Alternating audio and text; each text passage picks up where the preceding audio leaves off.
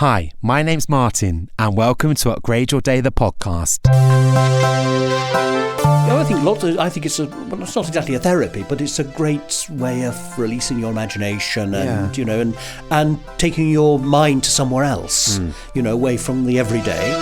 I love Kylie. We love Kylie. Love Kylie. Love Neighbours. Went on the Neighbours tour when I was in Melbourne. Oh, did you? I did. It was so exciting. The most exciting moment of my life, going on the little minibus out to Erinsborough. Today I am talking to the wonderful Malcolm McKee, who is a composer, a writer, a director. Do you know what? There's not a lot he hasn't done over the years in this business we call show. We also talk about writing as a mindful activity and just about everything that he's been up to, as well as talking about a bit of Ramsay Street. All will be revealed. Have a listen to this. This is the lovely Malcolm. So I am joined today by the lovely Malcolm. I always say this when I start a podcast, but I'm now just suddenly thinking, when did we first meet? What was that? I can't remember when that was. A few years ago? I had seen you before. I was aware of you. I had seen you. I hadn't seen you at the Windsor Panto, but I had definitely seen you on Britain's Got Talent. Oh, right, yeah. Oh, yes, right. I thought, what a talented young man that is there. Yes. And then I think we were fate threw us together with Basil Brush Unleashed. Of course. And that was the first year we did it. The first year we went to Edinburgh, which was 2019. And we started at the beginning of that year because it was a complete new concept. I don't know who ever came up with the concept, but anyway, I remember going to the first meetings with our producer Ant at So Television and all of that. Yes. And I think it probably was there that I met you. We were sitting around a table. That's right. Going, What is this? What is this? We had lots and lots of, we had a sort of whole pile of blank pages with what on earth are we going to do? What are we doing? And then everyone came up with their crazy idea. I was writing like fury because I was wanting to incorporate everyone's ideas. Yeah. And I could tell you had very sensible ideas, and Mike had sensible ideas. Then there were other people around the table that had less sensible ideas. No names, no pack drill. And I was going, what? Well, we can't do that. But anyway, I wrote everything down, and then basically when I write things, I don't know about you, Martin, I take a long time to mull it in my head. Yeah. So I'm not very good at producing things instantly. So I need to walk around and think of things. Yes. And then I remember I did the whole plan. I think we were getting very near a deadline. I did the whole plan for the first Basil Brush Unleashed. I wrote it in Munich. I was in a beautiful hotel in Munich. I went there with my sister because I won a free trip to Munich with Lufthansa. I do a lot of competitions. So Lufthansa took us to Munich free. And every morning, they had a lovely little business area in our hotel. Yeah. It was a beautiful hotel. And I got up every morning at 6 o'clock and did 3 hours on this outline because I knew that we were meeting again as soon as I got back from Munich. Right. And I thought I had to have something on pages. And I think a lot of that stayed in. Some of it was far too ambitious and we didn't quite realise what we were doing, But then with you had a great input, Mike had a great input. And together we sort of shaped the whole thing. And the show has stayed very much the same shape ever since. I think whenever I write anything, I always, when we have our panto meetings, and Windsor Panto can be quite crazy. Yes. I always say, this is just an idea. My editor is off, and even I know this is never going to happen, and it's awful. But I have to put it out there because what happens is somebody else might go, "No, we can't have a flying elephant entering from the back of the stalls." But what we could do is have a model elephant move on from, and it gives people ideas, doesn't it? Well, that's the nice thing about doing all our many versions that we've done of Basil Brush Unleashed. I don't think I've got another version in me. We've done so many different versions, but it's good to put it out there, and then someone will bounce off the idea, and and that's the nice thing about collectively doing something, Yes. you know. Yeah. But then I always feel it's down to me to drag all the ideas together and go away and produce the next version of the script. Yes. But then you all look at the script and go, oh yeah, that's great. Oh no, that won't work. And that's that's collaboration. That's brilliant. Well, that's why I like doing my rambling, because that is my chance to walk and think and make little notes on my phone and write down. Where do you tend to sort of come up with your ideas? Where do you most like writing? I just write at home, really, and I can write anywhere, and because I'm very peripatetic, because I'm in London half the time as well. But it's interesting that I do think of things as I walk around, because I have a very nice walk. I live with about 12 minutes from the centre of Stratford-upon-Avon, and I live in a very pretty place right by the river at Stratford-upon-Avon, and it's literally 12 and a half minutes from my house to Marks and Spencer's, and you can get a lot done, and you can get a lot sorted out in that 12 minutes. You do. And then just to clear your head, and then you go, right, well, if you put that there and that there, and then he could sing the song there, and they go, and it all gets sorted out. Yeah. But I remember when I write music, or when I used to write a lot of music for the radio, for BBC Drama, and I had, in the old days, I had those, before we had iPhones, we had those funny little dictaphones. Dictaphones, like Olympus, were they called Olympus? Like with a funny little tape in them. Yeah. And that's how I would compose. So I'd say, right, setting up for Marks and Spencer's, I'm taking my Olympus dictaphone with me in the corner, and I think, right, I need to sort out, what's this theme I need to sort out for this bit of drama? And then I think, oh yeah, that's it, I've got a good theme. And then I would have to sort of go into a doorway in the dark, usually, and hum this thing into my dictaphone. And people used to walk past and give me very, very strange looks. They thought, oh, especially dear. Stratford-upon-Avon. Yeah, they go, what on earth's he doing? He's obviously a little bit unbalanced. He's humming to himself in a darkened doorway. We've all been there, We've Malcolm. all been there in darkened doorway. Especially after a Basil Brush show. But the awful thing is, I have still got all of these recordings of me going in Marks and Spencer's doorway in Stratford-upon-Avon. They are all on my computer. They all got downloaded. That is a great way to do it. I mean, I remember at drama school, we got told off if we didn't bring our little dictaphone for all our harmonies. Now, I guess. So do you have an app on your phone to do that? I guess that's what everyone uses now, really, isn't it? I don't think I've got an app. I think I just have that voice recorder. Just a recorder. I would just sort of sing or la la la into my iPhone. But, when I've been working, well, everyone now you've got a recorder on your phone, so everyone brings an iPhone when you're rehearsing, to record harmonies and things. But when you go back to writing out music or dialogue or whatever it is, do you make any sense of those recordings? Or have they just been a moment in time that what was I thinking singing that little tune? Well, no, sometimes you listen to them, you think, yeah, that really became the main theme of the show, and it developed, and I orchestrated it and whatever I needed to do, and the basis of it was there.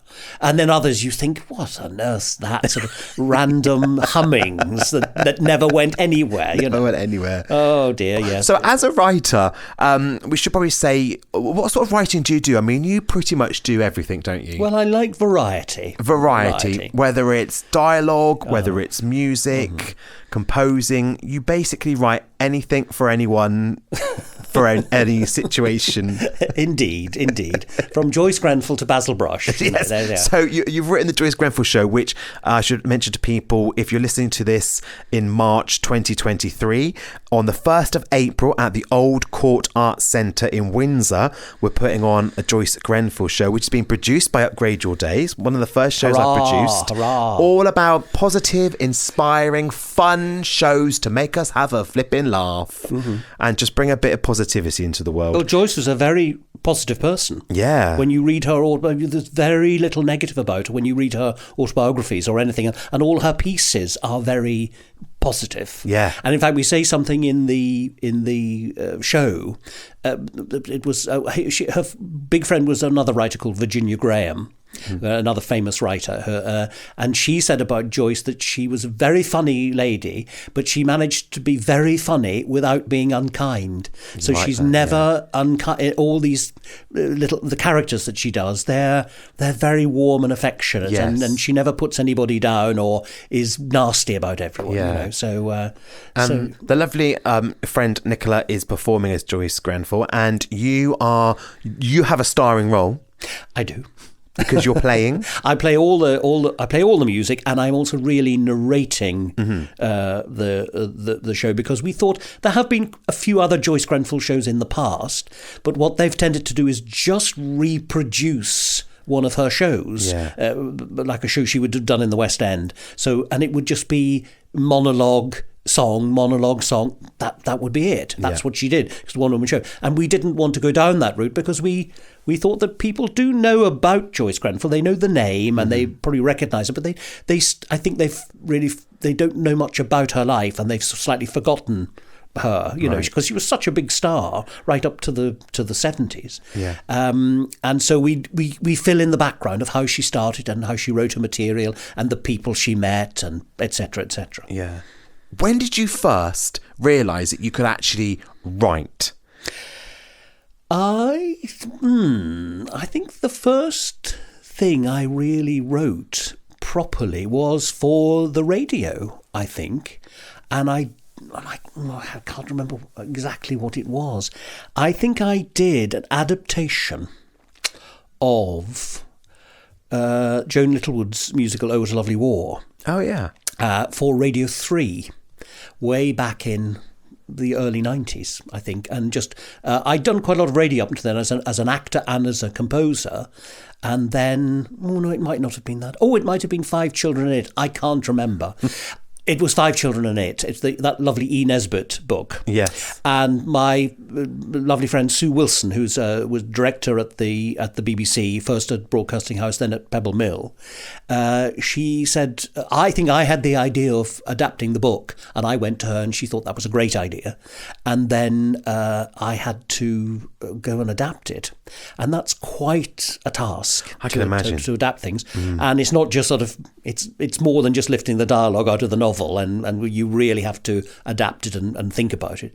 And I think that's the first bit of proper writing I did, was for the radio.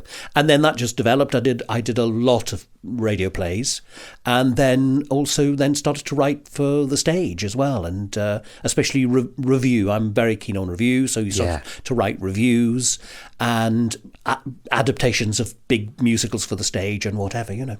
Do you ever get excited by anything that you see, either someone's life story or like you said, a book that you might have read? Do you get excited by it and think, I really need to start writing something? I need to start...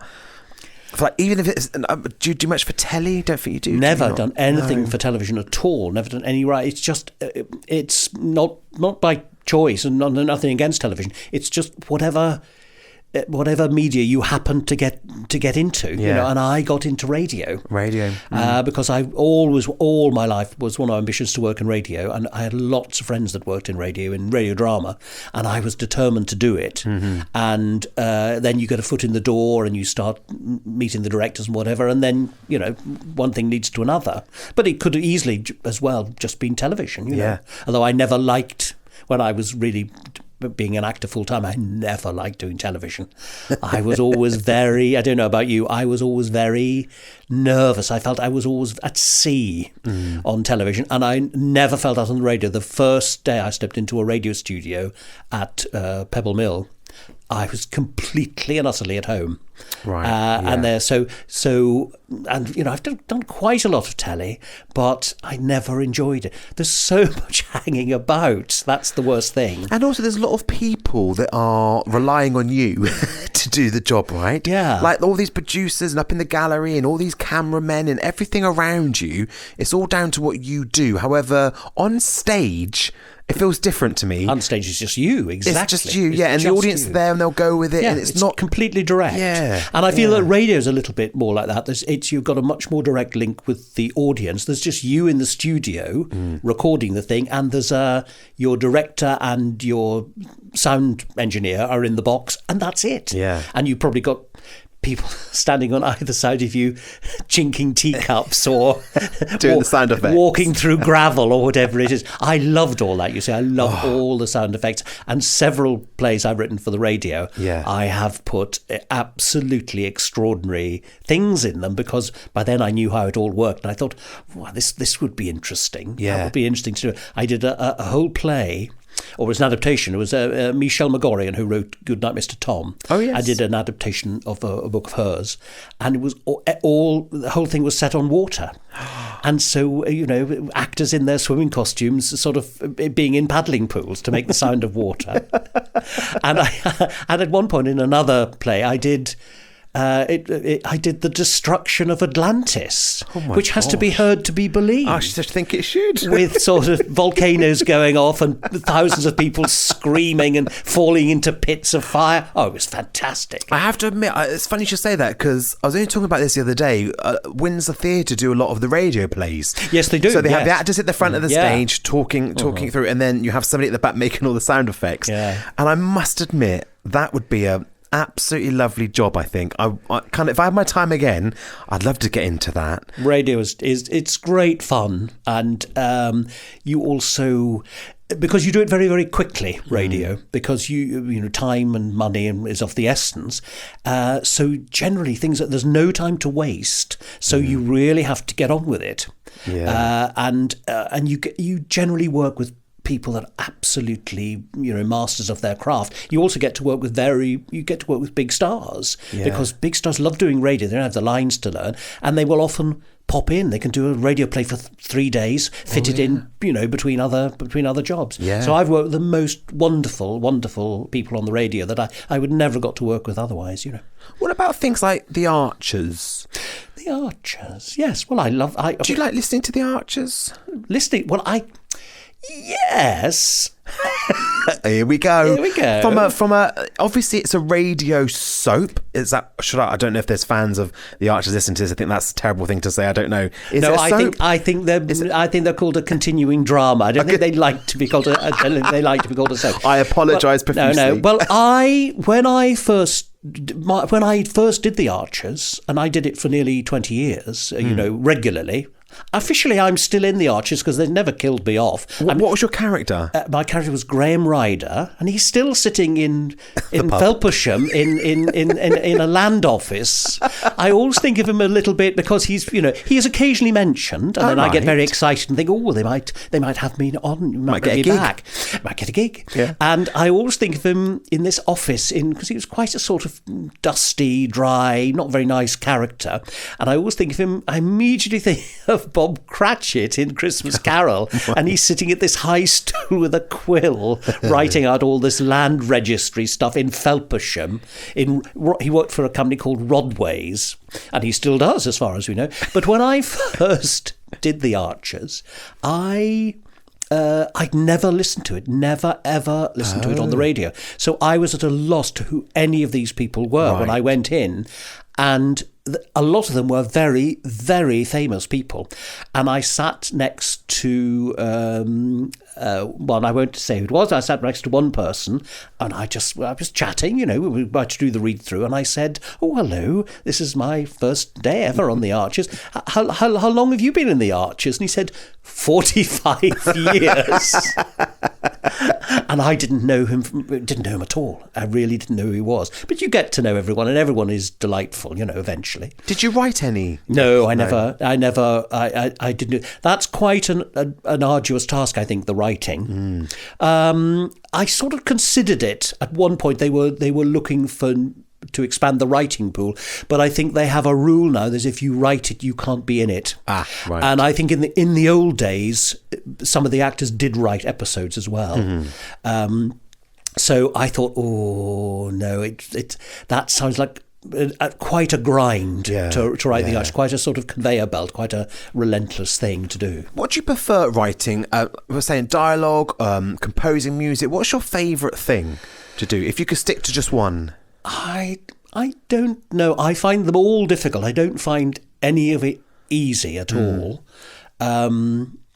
Different techniques, I suppose. Oh, I don't know. It's very difficult to say. I love doing things like the things I'm doing in the minute. I've really enjoyed writing the Joyce Grenfell show because it involved.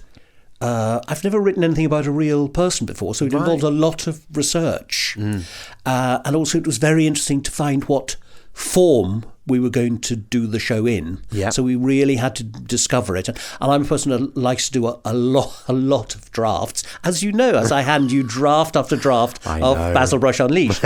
And so we're up to, I don't know, 19, 20 drafts of Joyce Grenfell. Right. And we love to hone it. And you find that when you do it in front of an audience, then you think, oh, that bit doesn't work. Shall we just tweak? That needs another joke in there, or that bit's going on a little bit too long. But then I also love doing Unleashed, which is great because it's great to work with you and Mike because you have different skills to me. You are very you've got great improvisational skills, Martin, and you're very good off the cuff and very good with the audience, and I wouldn't be like that at all. I couldn't do your job.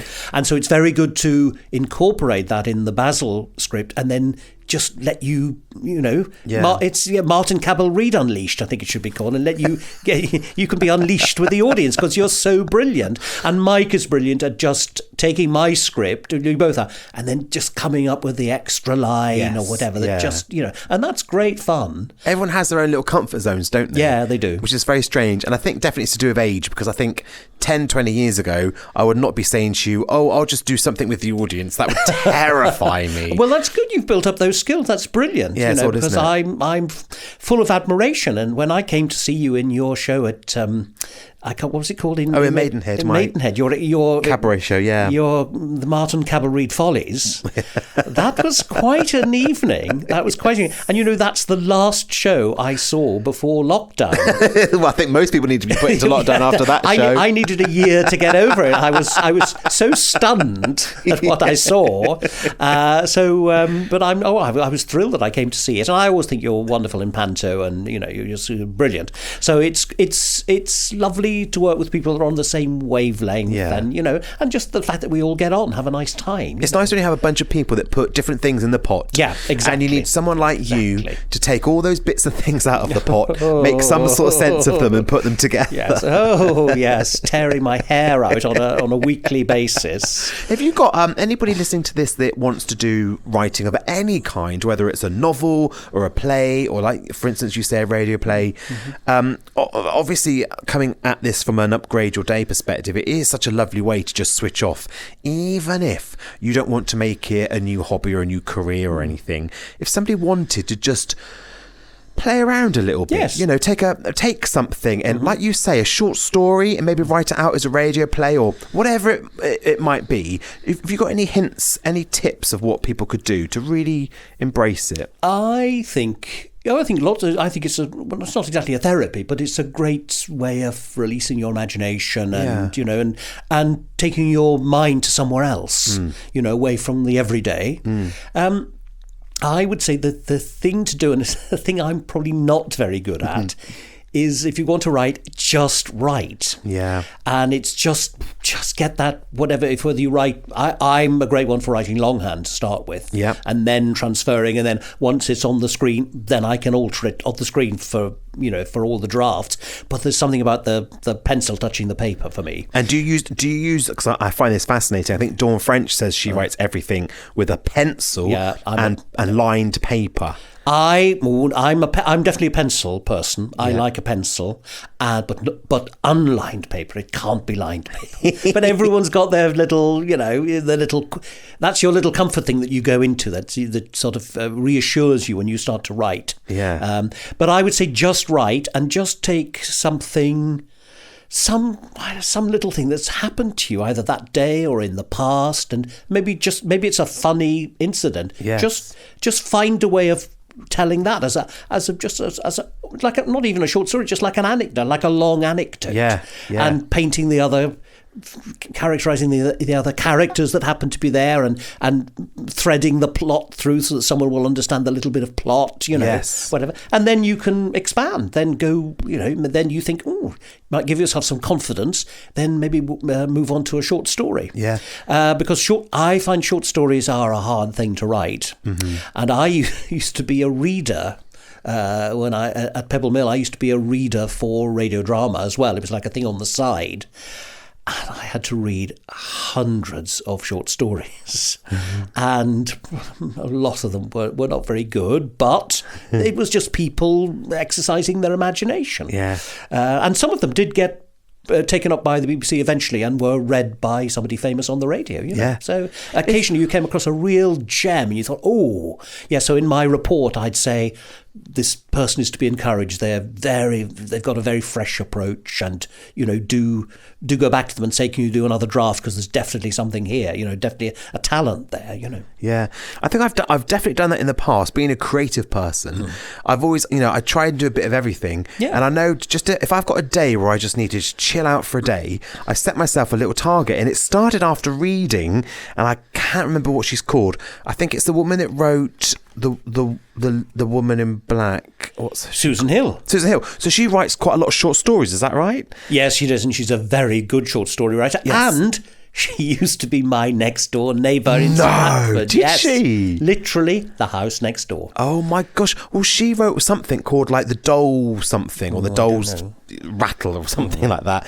Little short story, and it was absolutely charming. A little horror story. Yes, brilliant. And I thought, well, I'm going to do that. Yeah. I'm going to do that. And I set myself a little target of where would it be set, and it was like a harbour. And I literally, a bit like improvisation, just picking things out. Brilliant. Who could it be? Should it be a man? Should it be a woman? Should it be about a child? Or it'll be about a lady? And what does she do for work? Oh, it's this. And I set myself all these little challenges, and then I sat down and I thought, this has to be one side, or no, I think it was 2 sides of A4. And I just went, right, let's write a little story. And it was absolute rubbish. Well, maybe it wasn't. Maybe it was good, but it just needs someone to come and go, oh, this has got potential, Martin. If you just did that with that character and just did that and just did that. You need a good editor. You need someone to look at it and give you feedback. I think I'd done that thing where I'd go on different levels where I thought, this is actually going to be the best twist that's ever been written on paper. This is an amazing twist. And then I wrote it and thought, it makes absolutely no sense. But do you know what? It was a lovely way to spend a bit of time just chilling out, just switching off for a little bit. I think that exercises another part of your brain. If you're working out a plot of something you're going to write, or you're conjuring up those characters in your brain, I think it's great. I think it just stimulates your brain in a different way and your imagination. It's a wonderful thing to do. Is there anything you wish you'd written? Is there anything you think, I wish I had my name on that? No, I don't think so. Occasionally there's occasionally there's a song, because I'm an avid pop fan. This is my other side, apart from all the sort of BBC radio drama. I'm a great pop. I love popular culture, and I was always very good. Sadly, he's left now. Ken Bruce.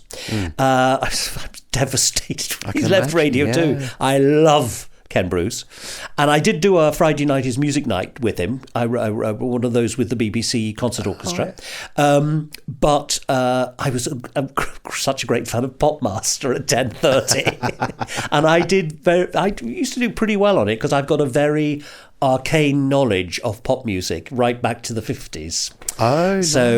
So there's occasionally little pop songs will come on, and I think that is absolute genius. I wish I had written that. Yes. That little pop song, because really a real perfect little pop song with a sort of catchy hook and all that. Yeah. That is I'm not a pop song writer at all. That's a difficult thing to do. Yes. Really difficult. And I like listening to what's so wonderful about having YouTube now. There's a lot of times if you find a beautiful little pop song, you write the name of it followed by acoustic, and you get somebody playing it on piano, and it sounds completely different. I remember once hearing a Britney Spears song that it was catchy, but it had that backing track that sort of went along the lines of like a I'll do my best bit now. You ready? It kind of went boom. That sort of song, and she's like going and all she does, and it was lovely. but somebody played it on piano, and Malcolm, it was breathtaking, most beautiful song. When you take that melody and put it to a piano, stunning, stunning, isn't it? And it obviously started off like that. So I could imagine you writing the most beautiful pop song, and then somebody taking it and suddenly turning it into a you'd run for the hills, wouldn't you? Yes, I heard yesterday. I was listening to Gary Davis. He's in the Ken Bruce slot at the moment, right? Until Vernon Kay takes over. I like Vernon Kay, but they had Bono and The Edge from U2. Oh yeah, and they had them in the piano room at Maida Vale. Yes, and they were doing 3 songs, and they had you do 2 of your own songs, this thing, and then you do a cover version. Yeah, and their cover version, it was absolutely brilliant. It was SOS by ABBA. Oh yeah, sung by Bono and The Edge. And amazing, it was just terrific. I love it. It was like a completely different. It was all slowed down with cellos in the background. I thought it was just fantastic. I love things like that, which is why I've always loved. Is it Joe Wiley that does the live lounge when everybody was singing an acoustic version of their song? I think. Yes, I think it is. For some reason, I never listened to her, but I do know she does that the live lounge thing. Yeah. Because actually, for one of my shows, I was doing a bit of research. Funny enough, and I found I think it was the BBC Concert Orchestra, and they did an ABBA medley. I don't know if you ever listened. Dancing Queen with this massive orchestra, that kind of da da da. It's honest, it takes your breath away. I think I just like music which isn't from the original artist.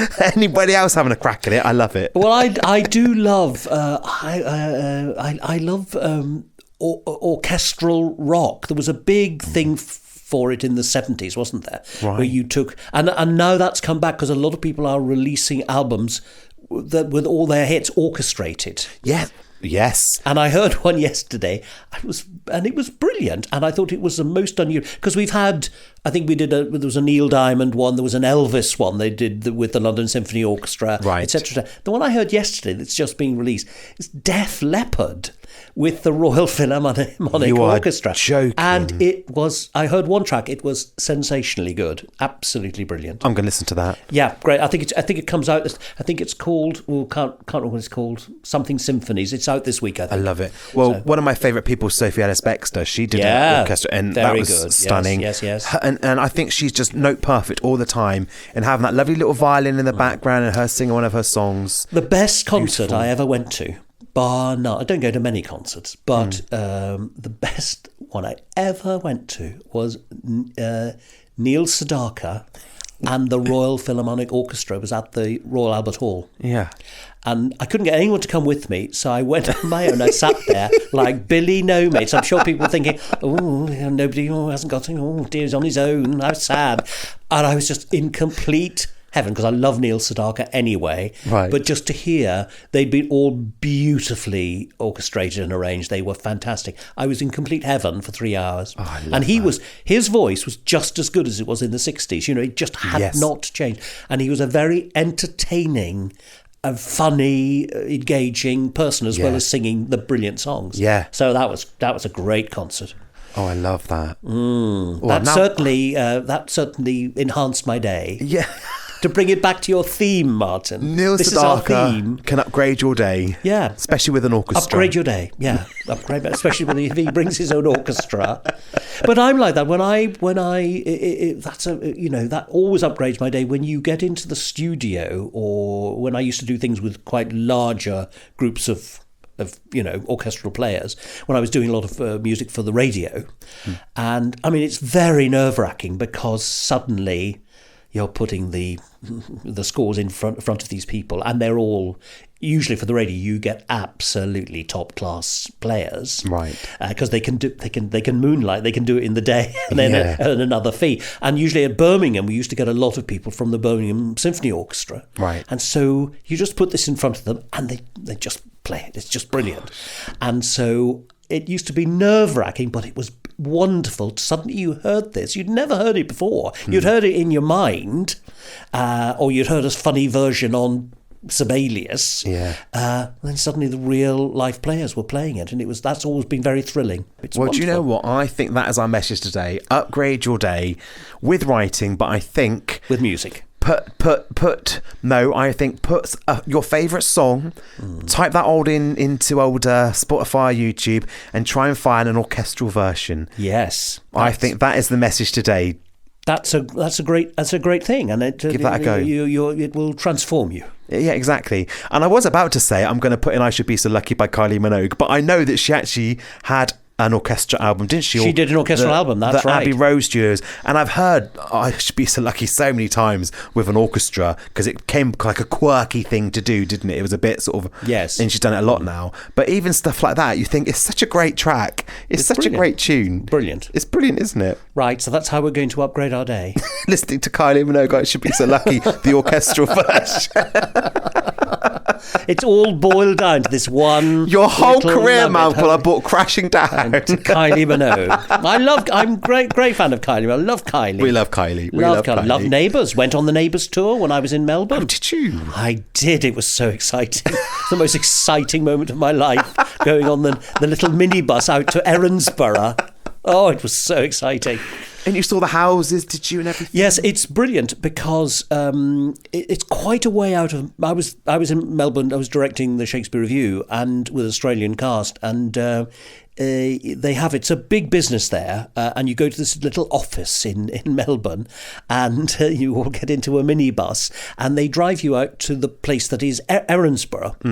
But it's quite a long way out in the suburbs. So it's quite a journey, and there you are. It's just exactly because it's a real life street and whatever. There you are, but then the studios are miles away. You have to get back in the minibus, and they take you off to the studios so you can look at all the interiors and whatever that hotel's called, Lassiter's and Lou's Cafe and all that. Yeah. Oh, I was completely thrilled about the whole thing.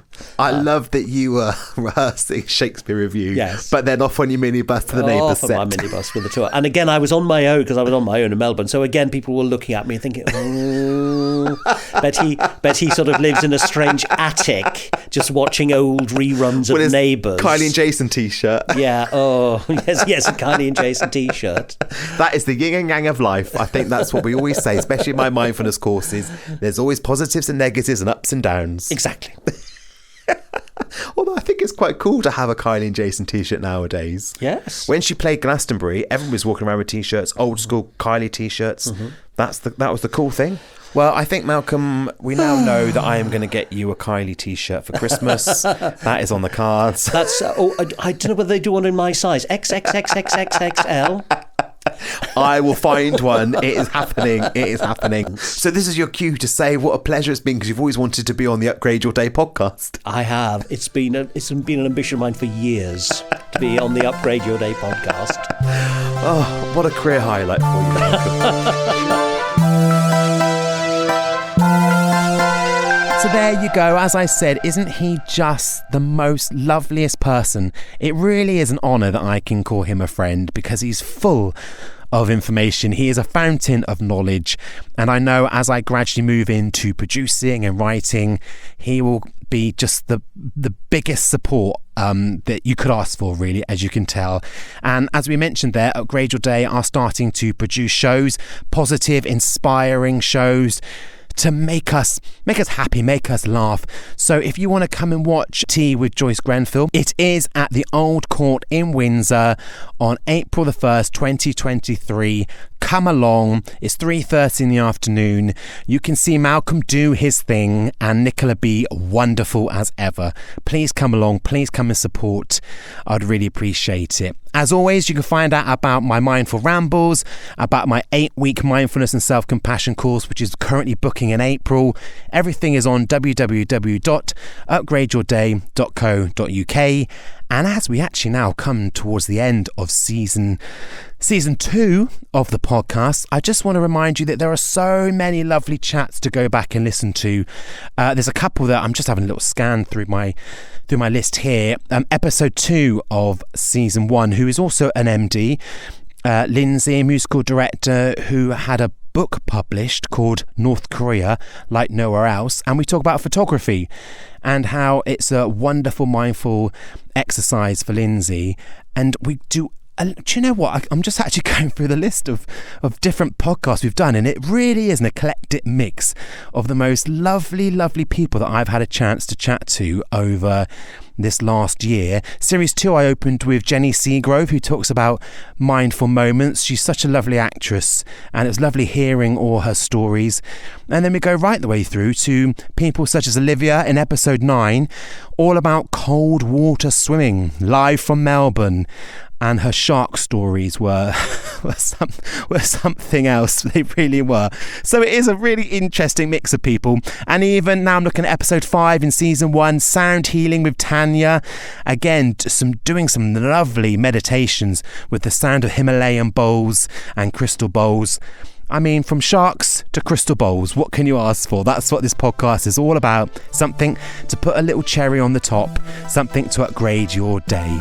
So thank you for listening. Have a listen to some of those others if you missed any, and I'll speak to you soon.